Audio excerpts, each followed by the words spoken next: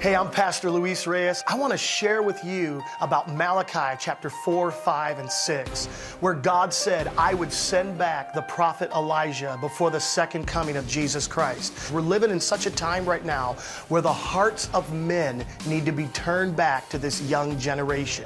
That's God's promise, that He would send Elijah to turn the hearts of men back to the children, so that the hearts of children would be turned back to the Father. Right now, the greatest need for a young generation is fathers, and fathers who love their children. I tell men this all the time. You don't need to be gifted. You don't need to be anointed. You just need to love your children. God said in His Word, He cannot stand for a generation to be lost and never know Him. When we look at the young generation today and we see all of the different ails that they're going through right now, we see all of the violence, we see all of the crime that's taking place, the drug abuse, we see the incarceration rates. All of those are signs of a young generation who don't have a father. It's a cry for fathers to come back and love their children once again. I believe when a man turns his heart toward his child, that father becomes a replica of the goodness of God in the life of that child.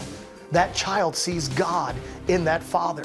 It's God's end-time plan. It's God's end-time solution for a fatherless generation, to actually see a man once again love them and give them an identity and put purpose back into their life. This is what God wants.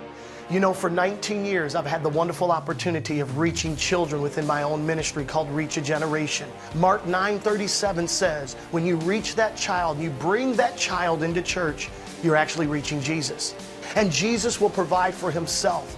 So when the church takes a step and begins to put a priority on this young and up-and-coming generation, we are touching the heart of God, and God will make sure that the provision is there. I want to challenge you today. Step out and turn your heart toward young people. Reach a generation for Jesus Christ.